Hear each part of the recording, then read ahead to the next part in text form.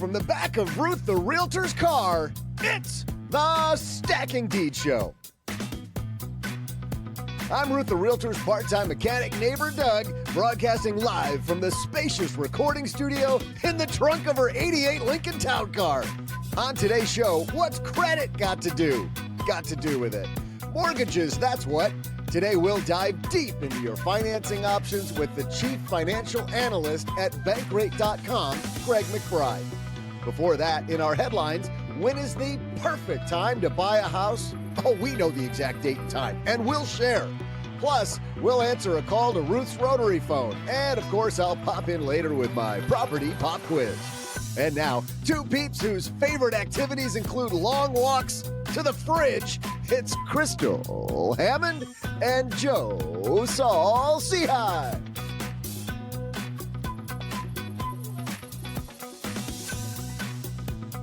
Well, howdy.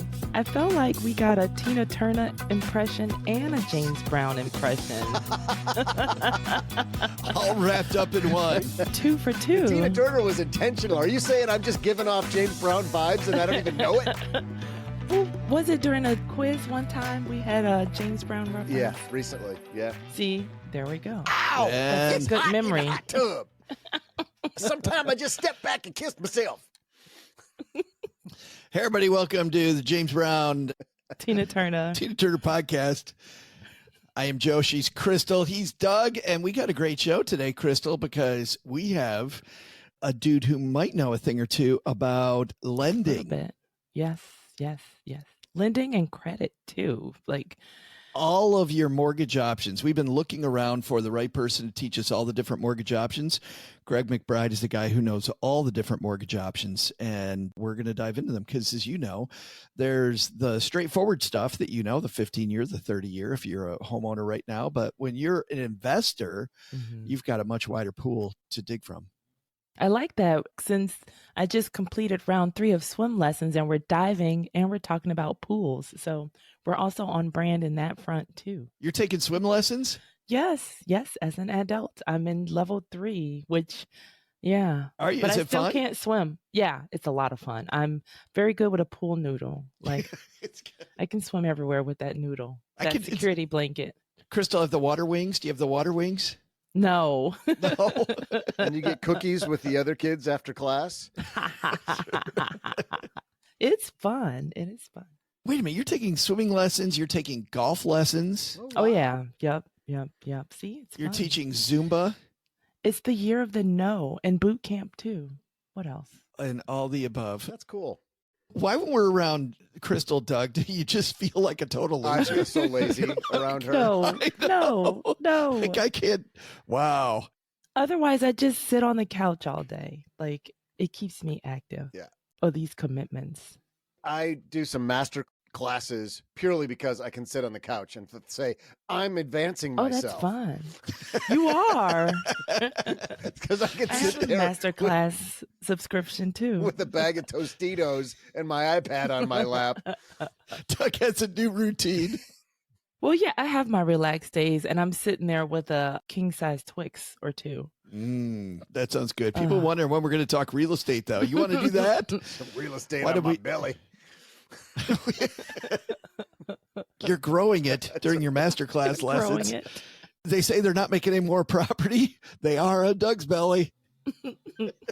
There's more real estate. That's prime Right. real estate. There's no more real estate. Well, I don't know if you've been around Doug lately, but yes, there is. We got a great headline, so let's get on it. Hello, chaps. And now our Stacking Deeds headlines. Cheerio and pip pip. Our headline today comes to us from CNET, which I thought was a tech site, but apparently it's a place we go for real estate headlines. They actually are doing a lot. Our friend Furnish Tarabi was with CNET for a while talking finance. But this piece is written by Jeb Smith, who's a real estate agent. To buy or not to buy a home? The big question here, Crystal, in this piece is there a best time to buy a house? And Jeb writes, the decision is yours, not a real estate agent's. Jeb says, should I buy a home now or wait? It's a question every real estate agent gets asked at least 5 times a day. And I want to stop right there, Crystal, because if you think about this, just think about this from how people get paid. Crystal Hammond, how does a real estate professional get paid? When do they get paid? Right. When you hit that buy button, and the bigger, the better. So if you buy this big jumbo McMansion, their commission is going to be very, very, very, very lush. And would I rather you bought that house now ASAP. or later? Yesterday. Because if you bought it yesterday, the money is in my account today or sooner. I don't have a vendetta like I see sometimes online, people against any commission salespeople. Yeah. Oh, cut out the commission, cut out the commission. Listen, if somebody does a great job for me, I want to pay that person. I want to pay for their expertise. However, I also know what questions to ask a commission salesperson, which ones not to ask. If I go walk into a shoe store and the person gets a commission to sell me shoes, they're going to have a perfect pair for me every time. Every time. I don't understand why we would ask a real estate agent that. But anyway, Jeb says, during my 2 decades in the real estate industry, I've always emphasized how purchasing a home is both a significant financial commitment and a completely personal decision. I can't decide for you. The current housing market isn't easy, yet despite higher prices, rising mortgage rates, and potential economic uncertainties, there are always compelling financial reasons to consider buying a home. And then he gets into the reasons of buying a home. And I think I agree with him here, Crystal. I mean, even though he's a, commission salesperson, his job is to sell houses. Right. I don't think there ever is a perfect time to buy a house. Well, the perfect time is always when you can afford it. Like what you can afford. Yeah, it fluctuates, if you get a better job or, windfall inheritance, which that's, like a rare, like UFO kind of thing, rarely happens. But that is the perfect time, is when you can afford it. Because when's the worst time? When you're in over your head and you can't afford it. No matter how low interest rates are, you can still overpay for a home. Like no matter what the inventory is like, in a surplus inventory or a shortage inventory, you can still buy something that you can't afford. Like that's the one thing that stays constant. It's what you can afford. So no matter what's going on, it's what you can afford. I love your point because it also brings up the fact that you can always make a bad deal. Yeah. People look at the market like, oh, it's a great time to buy a house. And then they forget that you still need to make a great, great deal for yourself. And I kind of look at those markets as a continuum. When prices are lower, you get a bunch of people into the market and it may be easier to find a great deal. When prices are higher and there's fewer people in the market, or interest rates are higher, you can do this both ways. When interest rates are higher as well, there are fewer people in the market. It's easier to make a better deal on a house because there's fewer people there, but I think you have to look harder. So I think when interest rates are high, you're proving that you're a professional. Mm-hmm. There's going to be great deals out there because there's always somebody who, for whatever reason, needs to sell right now. And why not sell to you? And when there's fewer people in the market, it's easier for you to secure that deal that you might think is ludicrous. And when interest rates are low and you're competing against a lot of people, it's harder to get people to take that sweet deal. Right, because it's a filter. It's a noise filter. Like that's when there's the biggest noise, when the interest rates are lower and people think, and that's still a perception too. It's what you think. Just like, stocks, you don't buy anything you never understand. When you want to jump in because of a buzz or next best thing, you feel like you're missing out. That's when you make mistakes. So you want slow and steady. Like you want your eye on the market. You want your eye on a certain neighborhood. So that way, when, all right, the buzz is here and people are overpaying. Let, a fool and his money are easily separated. So let those people take the fall because you already know.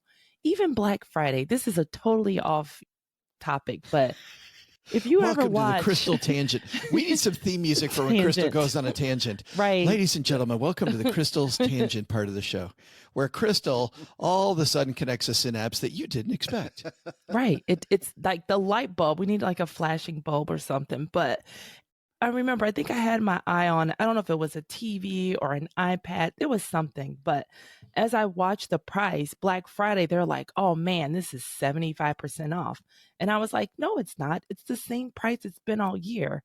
And that can happen, with the housing market too. It's like when people see, oh man, there's a buzz, interest rates, have plummeted. And it's like, okay, you still need to do that math to see, okay, but what's this really cost? Like, what's it really cost? Because when you're not paying attention, you can think you're getting this extra special deal when you pull back the tape. Because they even did that. There was a thing at Target or Walmart where they saw like the real price was behind their jacked up like percentage off price. And it was like, see, you just jacked it up for the people that haven't been watching, haven't been following, because they don't know what a good deal is, because they just jumping into the buzz because they think that, oh man, I'm going to miss out. FOMO. Absolutely FOMO. And what's your tendency? Your tendency is to think that just because you're looking at prices, that things are different now than they were 6 months ago. Like just because I'm looking at it, there's a great deal today. I love the idea of getting to know the heartbeat of a neighborhood. In fact, there's an area in North Carolina that Cheryl and I have been looking at for a long time that we've thought about purchasing a vacation rental house. Nice. It's an area that a lot of people go to. I don't like owning a vacation home for myself because I like to travel different places too much. Right. But it is a place that if I owned it, I would probably go to once a year. I would rent my own place out for a couple of weeks every year once because we love this area. I'm not even going to tell people what it is because I don't want you competing against me. We've been looking at it though, Crystal, for 3 years. We went to Redfin and we set up alerts when new properties come on or when price changes come. And I would say every other day I get an alert for this area. And when we first went in, I knew nothing about the area. And I will tell you, because I pay attention to these alerts over the past 3 years, I've become much more of an expert at what pricing looks like in this area, what one neighborhood in the area looks like versus another neighborhood. Like, oh, I know I want to be over here. I don't want to be over there. You know what I mean? I really get to know better the feeling, especially as somebody who's in Texas looking at the mountains of North Carolina, just a whole different view of the heartbeat. And the cool thing about that is not following it, because people are like, how do I do that? I just set up alerts. It's super easy to have that come directly to you. It's so passive. And, I just click it on for 30 seconds, click on the next one for 30 seconds and see what this house is all about. And some days and I'm done. Other days when I have more time, I dive more into it. We haven't bought yet, but at some point, I think we will. Well, I see that they do. They send you alerts because now they randomly send me things. But now I want to set up a filter for like certain zip codes just to see and put in price points. That's a good idea. It is. It is super easy to do and no mess, no fuss to maintain. In this piece, he's really talking to first-time home buyers. So a lot of this doesn't make sense for our community of real estate investors. But he does talk about when it makes sense to hold off. And I do agree with these if you're an investor. If you're feeling any financial instability at all, don't go buy a rental property if you do. Career or life uncertainty. I love the idea, especially if you're new to real estate, that you have your primary income stream feels good and you're not going and feels like it's going to continue. Because if worse comes to worse and you've got to supplement your investment later on, you want to make sure that your primary source of income is good. And also, if there's any life uncertainty happening. Third, and this applies if you're a real estate investor, unless you're flipping the property, Crystal, if you've got a short time horizon, don't look at buying real estate. Yeah, that timeline is also important because when you factor in closing costs, because remember, you're paying closing costs when you buy and when you sell. So you really need to give those two big expenses, time to settle also. So if it's a shorter term, then you can't really, but maybe you can, but you don't want to gamble. Like we want you to make the most boringest, steadiest, make sense decision. Like you don't want to buy a place and hope, oh man, they're going to open an Amazon, center next door, and then the price is going to shoot up. Oh, then even worse is people that buy, not even hope that that'll happen, but people that buy on the rumor that it's happening. Oh, yeah. Yeah. And you get sucked into Rumorville. Yeah. No. Right. Don't gamble. Just speculation. Go to the casino if you want to gamble. Don't do it with like a 30-year mortgage. Like, that's not what you want to do here. We will link to this, I believe, Crystal. You will magically link to it in our show notes, I'll bet. Yes, it is magic. Head to stackingdeeds.net/show notes, and magic will appear in your inbox. You've seen this guy on CNBC's Power Lunch. You've heard his advice on all of the financial channels. And today he's coming down to talk with us in the backseat of Ruth's car. Greg McBride is the chief financial analyst for mortgage site and interest rate site Bankrate, and he's going to dive in with us to all the different options you have. It is Financing 101 class about to be in session. But first, like any good class, we got to have the pop quiz, Crystal.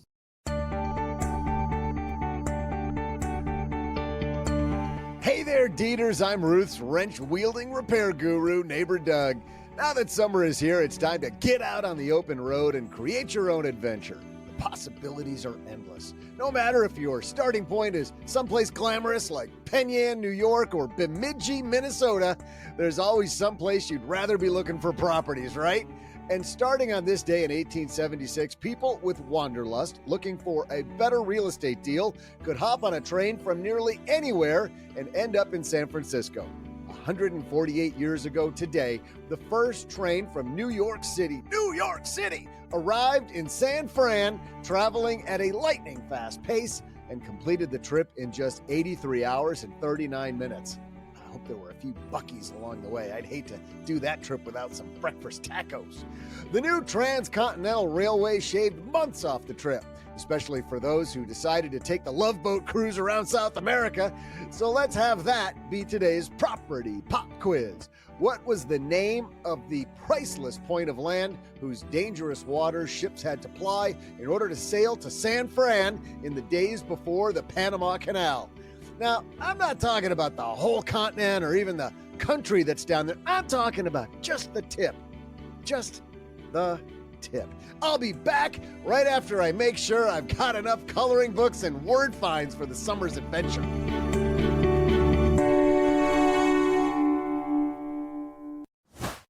You know, Crystal, we're talking with this brilliant team today about benefits, but one benefit that people can give themselves is better property management. And we've mentioned a ton of property management softwares that are out there, but let's give people 3 reasons why the one we're about to mention is different. First, software alone doesn't really solve your problem. And that's why Hemlane's property management provides 24/7 repair coordination. That's right. You can either use your own service professionals or you can tap into their licensed network. Notice I said licensed network. Right. No, that's a good point. And we talked earlier in the show about it. Don't ask how, ask who. And Hemlane definitely knows who the who's are. Second, many of you are investing out of state. So Hemlane connects you with licensed leasing agents and other tenant placement services to help you find and place a tenant. And then third, Hemlane is ranked #1 by Gartner with 4.8 star reviews. Wow. So they're legit. Yeah, I know when I'm looking for food, if it's 4.5 and under, I'm not touching the restaurant. Yeah. When you see the sign that says discount sushi, you're like, no, probably not. Not 2 words that go together. Manage your rental properties with 100% transparency and control without the administrative work through Hemlane. They offer everything from advertising your rental to over 30 rental websites to automatic rent collection and late fees. Best of all, you can tap into their network for a more hands-off and remote experience. Hemlane will increase your satisfaction and your cash flow with your rental properties. So visit www.hemlane.com and don't forget to mention to tell Hemlane that you heard about them through Stacking Deeds. Hemlane will dramatically improve your property management. We talk about Hemlane because of the fact that we believe in them very much, to the point that we have an affiliate deal with them. So if you'd like to help the show and help yourself, make sure when you go to hemlane.com, you tell them what, Crystal, you just said. Yep. Please tell them Stacking Deeds sent you. We should have coordinated that.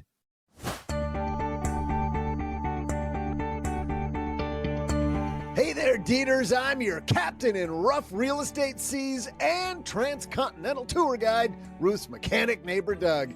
Back in 1875, when Joe's parents wanted to go from New York to San Fran to watch a 49ers game, they either had to brave the treacherous overland route through Nebraska or hop on a cruise ship and sail through the Drake Passage between South America and Antarctica.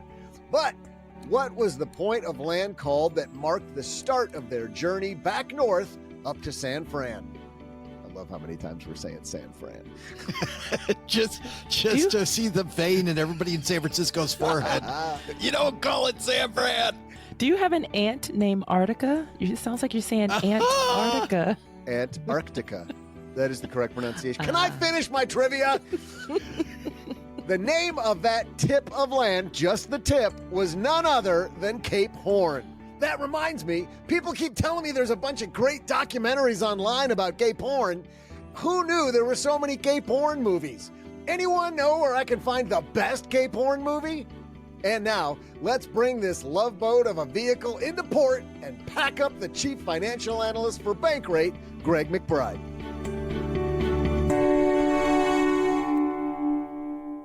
And I'm so happy he's here to mentor us today on mortgages. Greg McBride is here. How are you, man? I'm good, Joe. How are you?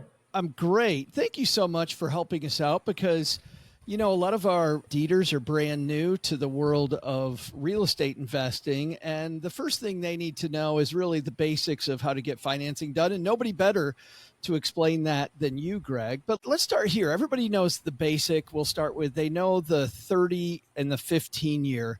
But when you're just thinking about financing in general, right? I'm thinking about how am I going to finance a property, whether it's my first house as a owner or if I'm somebody who's buying my first rental property. How do you think about that? I'm a big fan of just the fixed rate because of the predictability.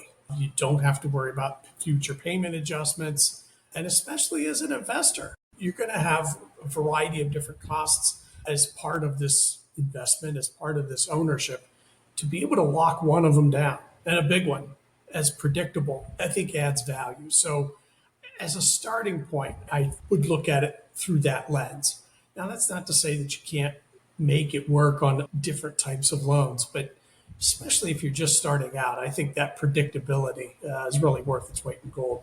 I love that. Start off as conservative as possible and, find your gold elsewhere. When do you think the right time would be to go into a mortgage that's like a balloon or an adjustable rate mortgage then, Greg? I'm not a big fan of the balloon. I mean, I think that's probably a much deeper pocketed, very experienced, high net worth, ultra high net worth borrower that's best suited for that. Somebody who's got plenty of cash flow and that balloon doesn't have the possibility of causing any type of financial distress. Adjustables, they kind of wax and wane in terms of sometimes they're more attractive than others. Now is one of those times they're not attractive. Why? Because the difference between the rate you get on adjustable and the rate you get on a fixed is in many cases the narrowest or among the narrowest that's ever been. In some cases, we don't see much difference at all. Well, if that's the case, why take the risk? The whole idea of an adjustable rate mortgage is that you are bearing some of the interest rate risk rather than the lender bearing it all. And so when you bear some of that interest rate risk, the trade-off is it typically results in a lower rate up front. Now, not to get too far in the weeds, but with the treasury yield curve inverted, in other words, short-term rates are higher than longer-term rates, that's produced this situation where when you look at mortgage products, there's not a big difference between adjustable rate loans, which tend to be tied to shorter term indices, and fixed rate loans, which are tied to longer term indices. And so, I think the value certainly tilts in the favor of the fixed at this point in time. But like I said, that waxes and wanes. There's other times where there is more of a stark contrast. And that's where then it does pay to do the math a little bit and see if that adjustable does work in your favor because of the fact that there's more tangible savings on the front end. I was a guy, Greg, that I remember when I first got into the financial world, 35 years ago, I thought, this is pre-internet, so old guy story, but you know, you go sit and look at the newspaper and you'd see all the different rates. I was like, wow, this bank is way better than this bank. And then you find out that really these rates are all based on one criteria, right? I mean, there's not as much difference in these rates than I think the average person thinks there is.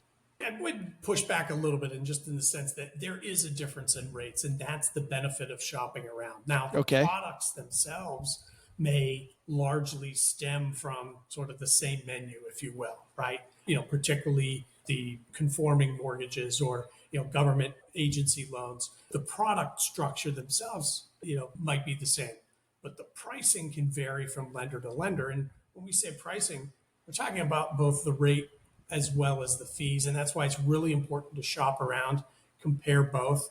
Ideally, we always tell borrowers, put in an application at multiple lenders on the same day. That way you can truly compare apples to apples at one point in time, the difference in costs, both the rate as well as the fees, and get a sense for the true cost of this credit, and then pick your dance partner from there. That's it. Well, and let me tell you really what I meant was kind of what you said, which is that because these are all based on the same interest rate, if somebody has let me phrase this a different way. I had a mortgage broker tell me once, he's like, when you look at all those rates, they're everybody's best lie.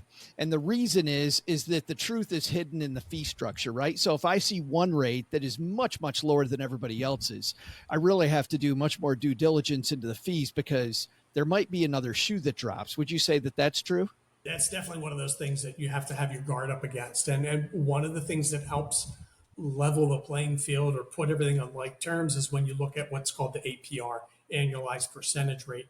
That factors in not just the interest rate, but also the fees that are involved with obtaining that credit so that you get a true cost, a sense of the true cost of that borrowing. So that way it really kind of levels out that lender who, you know, might be offering a really low rate, making it up with huge fees, or the lender who has a higher rate, but they're not charging any fees. It really puts everybody on comparable ground so you can better evaluate which one is the best deal and just how they're making their money. You know, on one side, Greg, you've got this mortgage that truly is a no-fee mortgage, so the rate's going to be higher. On the other end, you have paying points. Can we talk about paying points for a second? What type of a market, you were talking earlier about different markets and the yield curve. What markets are the best markets to really drive down the interest rate by paying those points? Well, when we're talking about points, there's two different types of points. There are origination points and there are discount points. Origination points, just like a lender fee, it's a form of compensation for the lender. But discount points are effectively prepaid interest. That's where if you pay those points up front, you can buy down your interest rate. And now where this is really beneficial is the longer you have that loan. A lot of times it may take 5 or 6 years to break even on the points. In other words, you pay 1.1% of the loan amount. It might buy your rate down by 1/4 of a percentage point, but it'll take 5 or 6 years of payments at that lower interest rate to make back what you had shelled out up front in terms of the points. So it's not going to work for short time horizons, but it pays off handsomely over longer time horizons. So yeah, I think that's one lens to view it through. And I think investors probably going to look at that a little bit differently than, say, a homeowner, right? A homeowner, they may very well be in that home 10, 20 years or more. As an investor, is your time horizon that long? Are you really going to own that property and have that particular loan for that length of time?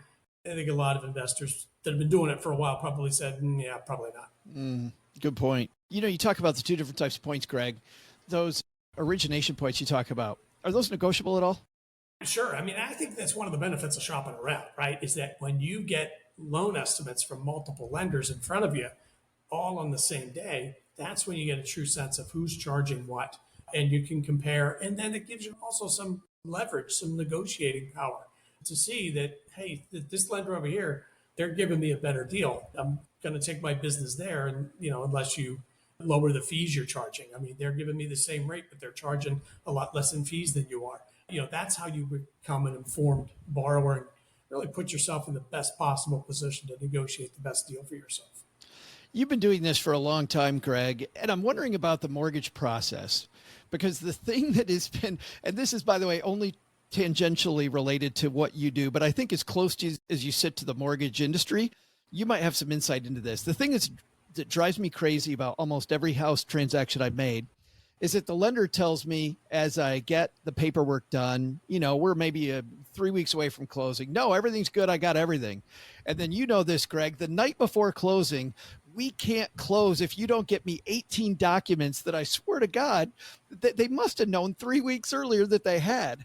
Are you seeing companies clean up this process at all, make the process a little better than, I don't know, it seems to have been for the past 30 years? There's oftentimes such a disconnect between the entity you're dealing with versus who's ultimately making the decisions, right? Whether that's underwriting decisions, whether it's the investor that's ultimately going to buy that loan and the person you're dealing with is just closing the loan on their behalf.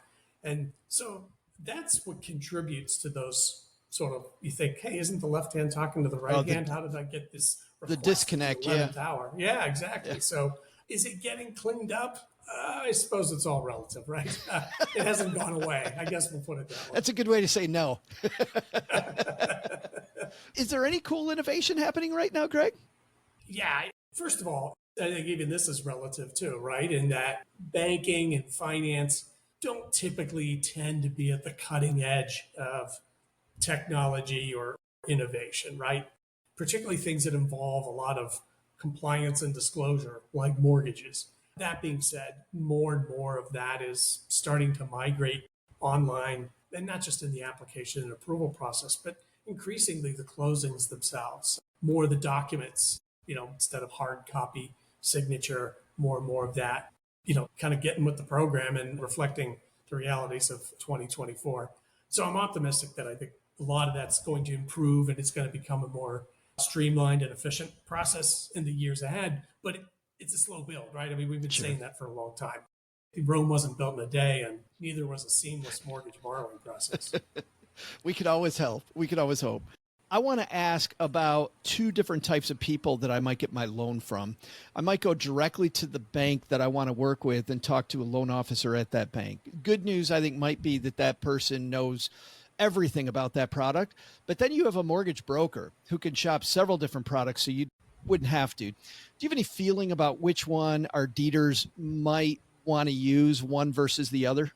I'm a fan of casting a wide net, shopping around. Now, your higher net worth, more experienced, deeper pocketed investors that they may have a long-standing financial relationship. Maybe they're a private banking client of a bank. In that case, they're probably in the position to give you the best deal. That's who you deal with. It's efficient, it's quick. You're getting a good deal. That's one thing. But if you're just getting into this, then I think that's where, as you get your feet wet, you want to shop around, make sure you're getting the best possible deal. And after you've done a couple of deals, I think you start to see some patterns emerge. And maybe you do develop that relationship where, hey, there's this particular mortgage broker. We've worked together on 2 or 3 deals now. I always get a good deal. I feel like it's fair. I know he represents X number of different lenders, and therefore I'm getting a comprehensive look whenever he comes back and says, hey, here's what's available in the market now. It's funny, we talk about that across the board, building your team in just another place where, you're building your mortgage team. Is there any particular gotcha that you see people get caught by, whether it's investors or just people buying a house? I don't know if it's a gotcha, but in terms of buying the house, and this is maybe more for the home owner, the owner occupant, as opposed to the investor, but I suppose the same applies. And that's just this falling in love with the house and then trying to figure out how to afford it, right? And that's backwards. You've got to set boundaries around what you can afford. And I think that's important for investors too. What's the return on investment going to be here? And then, looking at what options are available. It's the willingness to walk away from a deal that just, the numbers just don't quite add up, or the rate of return just isn't there. I think that's, a lot of times there's the FOMO, fear of missing out, and particularly in a hot market. And that's where, you may get a little sloppy on some of the details, or you may rush in, you may fall in love with this particular opportunity and not do complete due diligence. And I think, whether you're buying a home to live in it or you're buying a property as an investment, I think that's a risk on either side of that. And then the other thing that is particularly relevant, this is not going to be a shock to the real estate investor who's done a couple of deals or has a couple of properties, but taxes and insurance are nothing to overlook. In some municipalities, in some states, you get a break on the property taxes if you're an owner occupant, but not if you're an investor. Well, that's two different things, right? And especially if you're buying that property from an owner occupant, what the taxes they were paying on the property may have no resemblance to the taxes you're going to pay on the property. And then insurance costs have been just going through the roof, Insane. no pun intended. Yeah, absolutely. And listen, it's not just homeowners insurance, it's auto insurance too. But, relevant to our discussion, homeowners insurance costs have been growing by leaps and bounds, and not just in the obvious Florida, California, hurricane, earthquake, fire prone areas. You're seeing this even in a lot of the plains states, the middle part of the country, that's been so devastated by natural disasters. A lot of those costs have been going up by leaps and bounds. So, get a full view of what that cost is going to be, before you jump in with both feet. Enter into the deal, yeah. If only, Greg, we keep asking ourselves, if only there were a website where people could cast that wide net, where they could maybe do some of the comparison. I wish a website like that exists, Greg. Tell me that maybe there might be one. Well, I do know of one off the top of my head. Our website, bankrate.com, we've done that comparison shopping for you in terms of presenting all the various loan options that are out there, helping you comparison shop among different lenders when it comes to the financing. But also, too, we're adding more and more on the insurance side where you can get quotes on the homeowner's insurance. And we talked about, what a significant cost and just how relevant that is to the equation as to what your return on investment is going to be. So having the ability to shop around for that insurance and get multiple quotes, that's something that we have the offering available through Bankrate as well. And then we also have free calculators. So particularly for those investors that are trying to see, do the numbers add up on this property before I jump in, we've got calculators that can help you figure out, what the payments are going to be on the financing. What are some of those other costs you're going to incur? How's that going to impact your total costs? All of that available for free to the user. I find myself there multiple times a week, Dieters, and Greg, just the resources at Bankrate are so valuable. So speaking of valuable, thank you for helping, especially our new investors with mortgage basics. I mean, a lot of the time people think, oh, this is easy.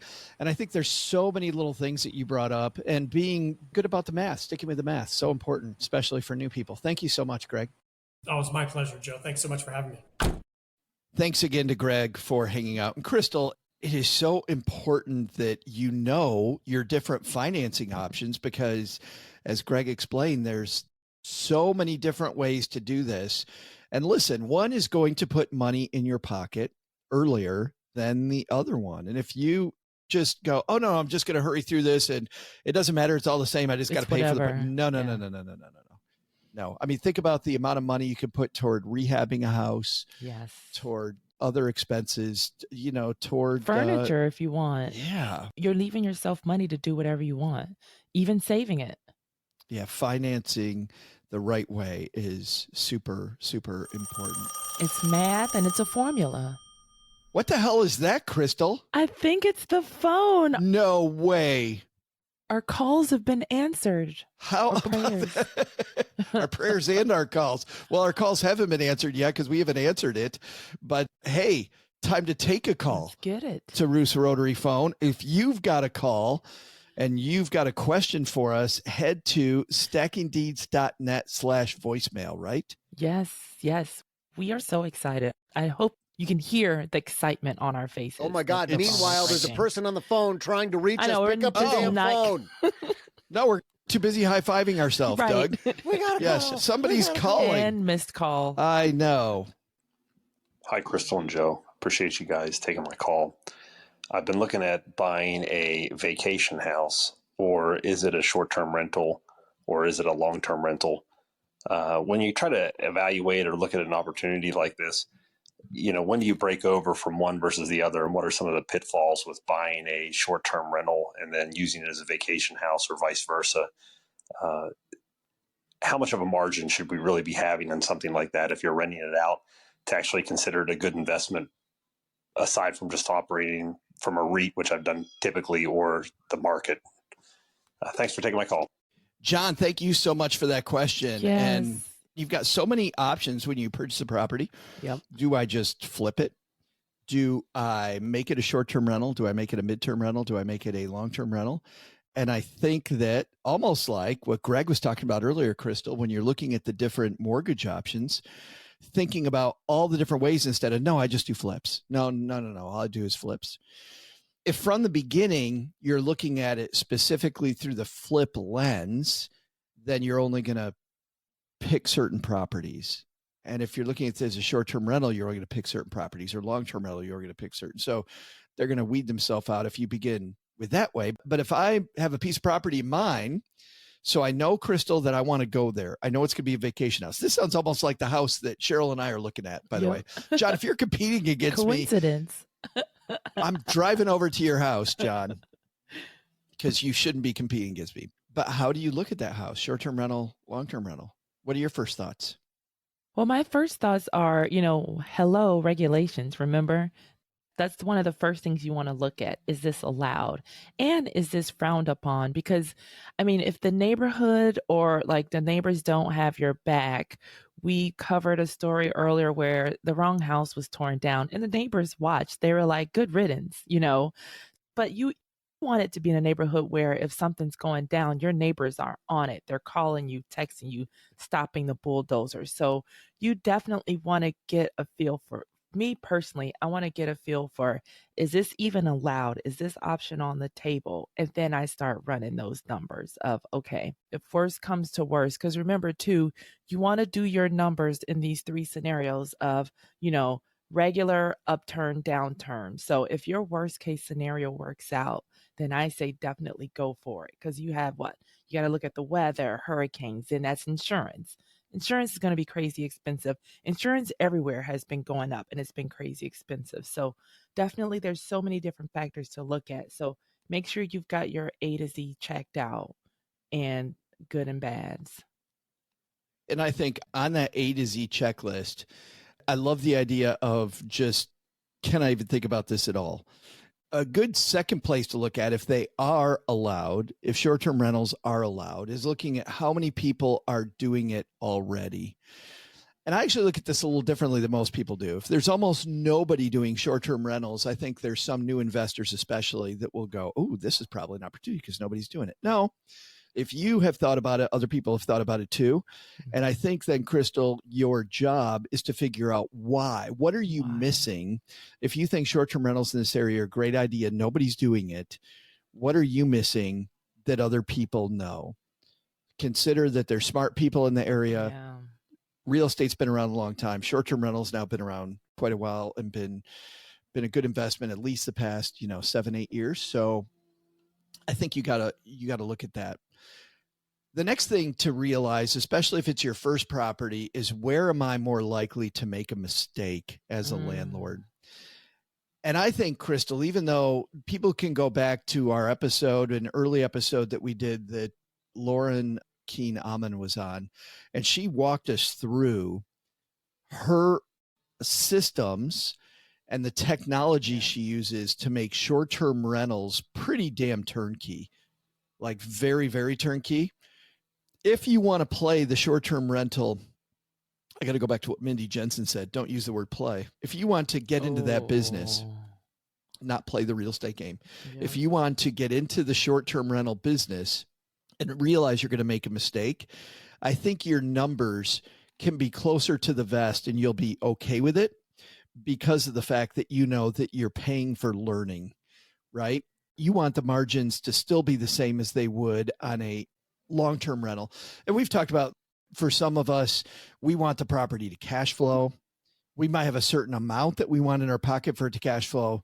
You and I, Crystal, know other investors that could give a damn about cash flow. They just want to make sure that after I look at the rehab cost, at the maintenance, at it being unoccupied for maybe, looking at you, Suni Rao, who was on the first episode of this year, having it nearly 2.5 months. Yeah, that it's empty, if it's empty 2.5 months a year. So looking at all those and I'm just cash flow neutral, then I'm okay. So that's going to be up to your goals. But I don't think that I'm looking for a different margin on short term than I am for long term beyond that. My bias, though, is without Lauren's systems I think it's easier to make a mistake in short-term rentals than it is to make a mistake in long-term rentals. And look at us when we go to the grocery store. Just yesterday, I forgot paper towels, even though I had a list and I forgot to check that list. And I remember there being a book about, how the best hotels are the best. It's because they follow that stringent checklist. So it takes a lot of time, a lot of effort to get that checklist right. But if you forget something, it's going to cost you. Like that inconsistency with these short-term rentals, it's definitely going to cost you because that little thing you missed is a huge deal to a potential or even a renter and their review. Because, people that are happy, yeah, you get a review, but people that are pissed off, if they're moved to make that negative review, that's going to hurt you and it's going to hurt you a lot. Because what do? We look at those negative reviews first. I know that's what I do. That's what everybody does. Yeah. Tina on our team and I took a course through MIT in social media. And in that course, that's specifically what they said. Everybody looks for the non-cray-cray negative review. Right, non-cray. That is what, it's not just Crystal Hammond. Everybody looks for, you look at the negative reviews and you try to find one that's not cray-cray. And when you do, your brain is anchored then to that. And then you look at the recent reviews for the quote, Phoenix from the Flame. Every person that looks for, have they right the ship? Have they, like on Yelp reviews, the manager of the restaurant can respond. Yeah. How does the manager respond? Are they defensive? Are they giving? Do they have to respond to a lot of negative reviews? Because that's not good. Yeah. But if they respond in a responsible way and the reviews lately have been positive, negative reviews aren't bad. You can see that people learn from it. And what's sad is, and Doug, we did this story on the Stacking Benjamin show that I think people are going to hear tomorrow. Yep. We've already recorded it. We're going into the future. I take that back. We're actually going into the past. You heard it yesterday, not tomorrow. I forget when this came up. But the big point is that reviews can be manipulated as well. And you know what? So that's another game, Crystal. If you're in the short-term rental space, you need to learn how to, if you do get a negative review, how to play that. That's just one of many systems, remembering the paper towels, that system, remembering the reviews, running it like a hotel, analyzing the real estate. I just think it's easier to make a mistake. It doesn't mean you shouldn't do it, but it means that you want to get good at that. I think another piece, and my son just went through this with one of his rental properties, and I'll talk about him because I know he doesn't mind me talking about his properties. Can't wait to meet him. All the Dieters can't wait to meet him. To get more specific, he has a property that was 2 blocks down from a big hospital in the Detroit area. And initially, he made a mistake and he made it a long-term rental. Now, he got lucky that person moved out because he realized 6 months in, he's like, this is like for visiting nurses. This should be a medium-term rental. This should totally be. Luckily, at the end of the first year, the people moved out and he was able to switch. So my point there, John, is don't be afraid to try a strategy with a property and to learn from that and to realize, you know what, there might be a better way to do it. Don't be afraid to flip. Nice. Yeah. And I like that you brought up like finding out where your systems fail, like with those reviews, because when you go to Target, don't look at your list in the beginning because they're going to have all these sparkly new items and you're going to, buy those other items instead of your paper towels. Like check that list when you get to checkout to make sure you didn't forget your paper towels. You don't got it. Well, and that's where the technology comes in, right? If the technology will remind you, and go back to our episode with Lauren, Alan Corey's on that episode. Crystal, you're on that episode. But Lauren really partway through this roundtable dives into what her systems are around short-term rentals. John, that's the beginning, man. And congratulations on thinking about moving over from the REIT space where somebody else is handling it to be hands-on. Hands-on. Yeah. Try it out. Jump in. The water's warm. Well, yeah, I'm so excited. And then thank you again for calling. Like, it was great to hear another voice besides Joe and neighbor Doug. Easy. We're right here, Crystal. We are right here. So if you want to hear your voice, and because we want to hear it too, please head to stackingdeeds.net/voicemail so we can hear your voice on air. I love it. I think, Crystal, we did it. We did it. Absolutely. So great. You went over that. This is show number 60. 60 episodes. I can't believe we're here. Pinch me. I must be dreaming. The time flew. Time flies when you're having fun, right? Well, and on that note, if you know somebody else who should be in the real estate space, please share this episode with them. If you know somebody who doesn't understand all the financing options around a mortgage, share this episode with them. If you help them, we will thank you big time by continuing to podcast, because we absolutely love doing this. But if you know other people that need this episode, please share. And speaking of share, we'd love to share the show notes with you. Crystal, how do people get those? Please head to stackingdeeds.net/show notes. We did have a listener. He had a question about the pop-up. So I am going to just get rid of that, because it's only supposed to show you the, sign up for the show notes on your first visit. But I noticed that it shows it to me every time, and I get annoyed with it too. So head to stackingdeeds.net/show notes, and you will get the show notes delivered. We continue to tweak. Yes. It's all the time. Ongoing tweaking process. Our small little team. Right. Can't wait till we're big and we'll be like, oh yeah, we'll get to that department. That's right. Department will we'll hand it over to the assistant manager. Exactly. Right. The regional manager to the regional manager. Coming up next, Dave Mason is a gentleman who is a full-time writer. He's experienced a lot of failure in his life, and he has a wonderful take on failure and how failing may be the best option for you. And Dave has a ton of success in his career. And you know what?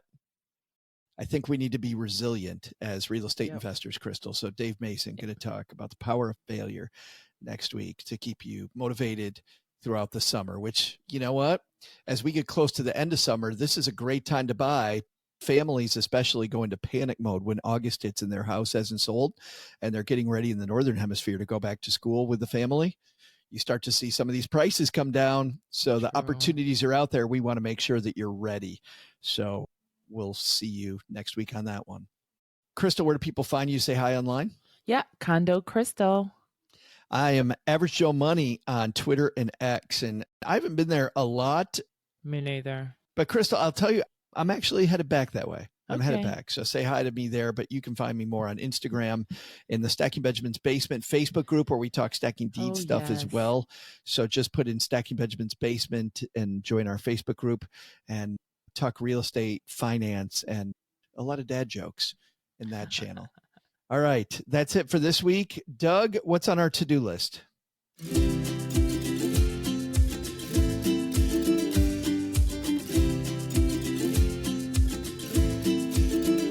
Well, Joe, first, take some advice from Greg McBride. Different loans apply better to different situations. By developing your skill in many different financing options, you'll more quickly see profits from your properties. Second, when's the perfect time to buy a house? Never! Well, let me be more specific. It's up to you to find a deal that makes sense today and pull the trigger, which is less about the perfect day and more about the perfect numbers on the deal.